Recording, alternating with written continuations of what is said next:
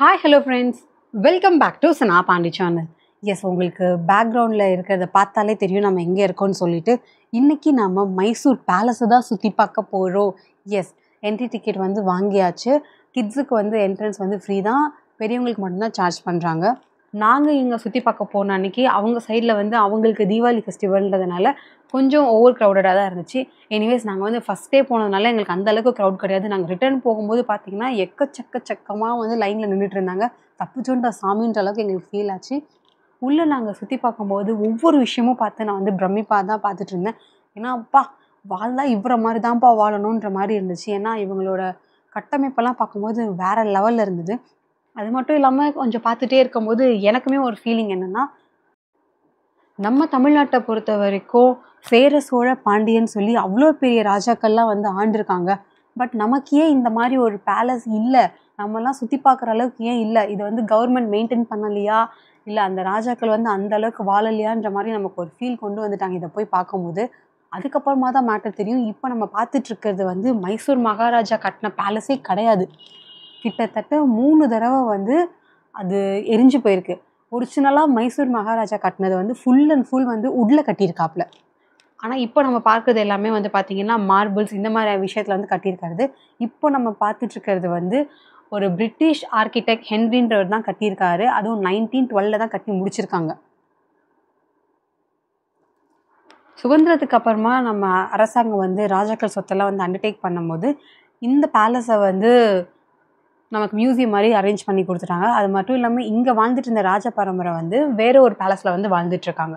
இன்னொரு இன்ட்ரெஸ்டிங்கான ஃபேக்ட் என்னென்னா, இந்த மைசூர் ராஜா ஜென்ரேஷன் வந்து பார்த்திங்கன்னா 400 வருஷமாக குழந்தையே இல்லாமல் தான் இருந்திருக்காங்க. அப்புறம் எப்படிமா இந்த வருஷம் வரைக்கும் இருக்காங்கன்னு பார்த்தீங்கன்னா, எல்லாமே வந்து தத்தெடுத்த குழந்தைங்க தான். அவங்களோட பிளட் இதில் வந்து சம்மந்தப்பட்ட இருக்க குழந்தைங்க தான் எடுத்திருக்காங்க. இவங்களுக்கு வந்து 400 வருஷமாக ஒரு சாபம் இருந்தது. பட் இப்போ தான் வந்து பார்த்தீங்கன்னா 2017 தான் எங்களுக்கு ஒரிஜினலாகவே வந்து வாரிசு வந்து பிறந்திருக்காங்க. இப்போ எல்லாருமே என்ன நினைக்கிறாங்கன்னா, அவங்க விட்ட சாபம் வந்து முடிஞ்சு போச்சுன்ற மாதிரி. யார் வந்து சாபம் விட்டான்னு பார்த்தீங்கன்னா விஜயநகரா அவங்க அண்டர்டேக் பண்ணும்போது அங்கே இருந்த ராணி அலமேல் அம்மான்றவங்க வந்து கொஞ்சம் ட்ரெஷர் எடுத்துகிட்டு அவங்க தப்பிக்க முயற்சிக்கும் போது இந்த ராஜா வந்து என்ன பண்ணியிருக்காங்களா, அவங்கள பிடிக்க சொல்லி சோல்ஜர்ஸ்க்கு வந்து ஆணையிட்டிருக்காங்க. ஸோ அவங்கள பிடிக்கும்போது அவங்க பக்கத்தில் இந்த காவேரி ஆறில் வந்து குதிச்சுட்டு சாகிறதுக்கு முன்னாடி உங்களுக்கு வாரிசே இருக்காது போங்கடான்னு சொல்லி அவங்க சாபம் விட்டதாக தான் ஒரு ஐதீகம். கிட்டத்தட்ட ஒரு 400 வருஷமாக வந்து குழந்தையே இல்லாமலாம் இருந்திருக்காங்க பார்த்துக்கோங்களேன். அப்போ சாபுகிறதுலாம் உண்மைதான்னு நமக்கே தோணுதில்ல. எது எப்படியோ உங்களுக்கு மைசூர் பேலஸை சுற்றி பார்க்கறதுக்கு ஒரு சான்ஸ் கிடச்சா கண்டிப்பாக போய் சுற்றி பாருங்கள். ஏன்னா ஒவ்வொரு இதுவுமே வந்து பார்த்திங்கன்னா பார்த்து வச்சுருக்காங்க. கிட்டத்தட்ட செதுக்கியிருக்காங்கன்னே சொல்லலாம். சில்வர் சேரு, கோல்டன் சேர்லாம் வந்து இருக்குது. கிட்டத்தட்ட 80 கிலோவில் தங்கத்தாலே செஞ்ச வச்ச ஐட்டங்கள்லாம் வந்து இருக்குது. அது வந்து பார்த்திங்கன்னா தசரா டைமில் மட்டும்தான் டிஸ்பிளே வந்து பண்ணுவாங்களாம். அதே மாதிரி இந்த மைசூர் பேலஸ் வந்து தசரா பண்டிகை வந்து வேறு லெவலில் கொண்டாடுவாங்க. எனக்கு இந்த மாதிரி உடன் பெரிய பெரிய கதவெல்லாம் பார்க்கும்போது சந்திரமுகி தான் ஞாபகம் வந்தாங்க முதலவா. ஏன்னா அந்த அளவுக்கு வந்து செம்ம திக்காக இருந்துச்சு அந்த உட் எல்லாமே. இவங்களோட ஆர்கிடெக்டே சொல்லணும்னா வேறு லெவலில் இருந்துச்சு. உங்களுக்கு வீடியோவில் பார்க்கும்போதே தெரியும்.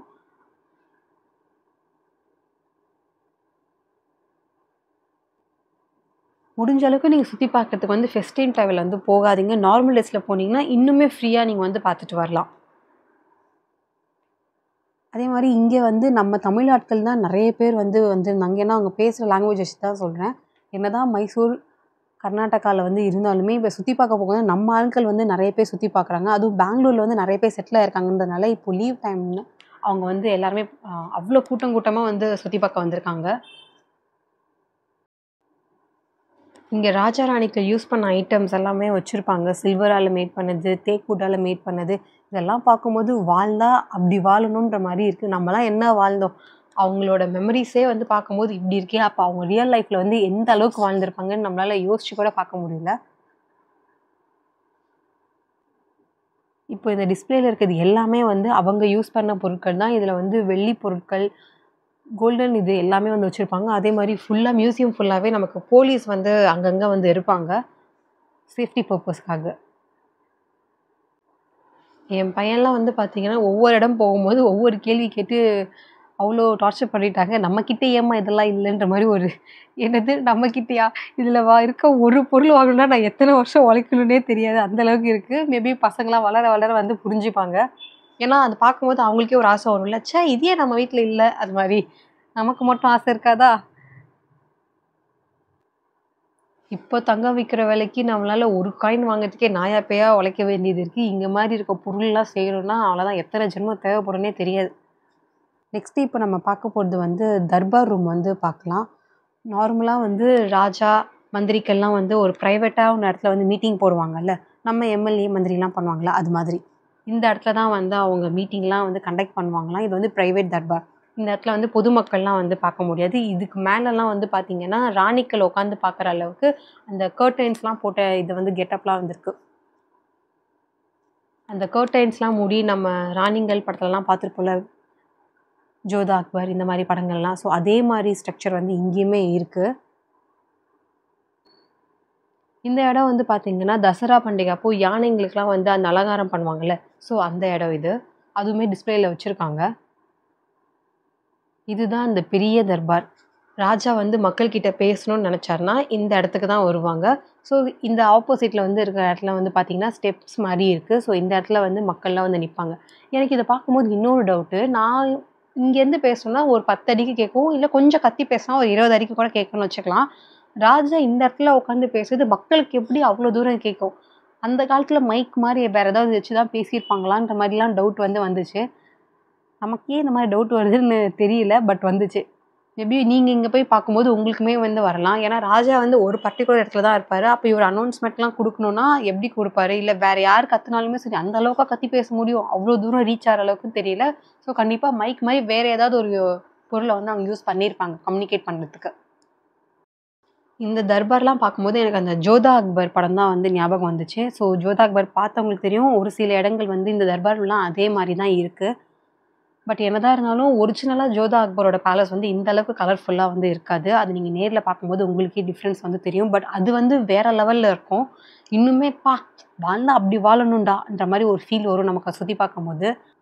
இந்த கேம்பஸ்ல வந்து நம்ம வெளியில வரும்போது பார்த்தீங்கன்னா, 2 பெரிய கோவில்கள் வந்து இருக்கு. இதுவுமே அந்த காலத்துல பில்ட் பண்ண கோவில் தான். ஸோ நமக்கு வேணும்னா நம்ம உள்ள போய் பார்த்துக்கலாம். பேலஸ்குள்ள போகும்போதும் பார்த்தீங்கன்னா, நமக்கு செப்பல்ஸ் வந்து அலோ பண்ண மாட்டாங்க. செப்பல்ஸ்லாம் நம்ம செப்பல் ஸ்டாண்ட்ல விட்டுட்டு தான் வந்து உள்ள போனோம். ஆனா ஓவரா பில்டப் இருக்கேன்ற மாரி தான் ஃபீல் ஆச்சு. பட் உள்ள வந்து அவ்ளோ அழகா நீட்டா வந்து மெயின்டெயின் பண்றாங்க. ஸோ அந்த பில்டப்புக்கு தப்பே கிடையாது. ஒரு சில விஷயங்கள் மெயின்டெயின் பண்ணணும்னா, சில விஷயங்கள் நம்ம ஃபாலோ பண்ணி தான் ஆகணும். Okay friends. இந்த வீடியோ உங்களுக்கு புடிச்சிருக்கும்னு நம்புறேன். இந்த வீடியோ உங்களுக்கு புடிச்சிருந்தா மறக்காம லைக் பண்ணுங்க, கமெண்ட் பண்ணுங்க, ஷேர் பண்ணுங்க. சனா பாண்டி சேனல சப்ஸ்கிரைப் பண்ணுங்க. நாங்க போடுற வீடியோஸ் உங்களுக்கு ரெகுலர் அப்டேட் வேணும்னா, பெல் ஐகானையும் பிரஸ் பண்ணிடுங்க. நான் உங்கள நெக்ஸ்ட் வீடியோல வந்து மீட் பண்றேன். பாய். Take care.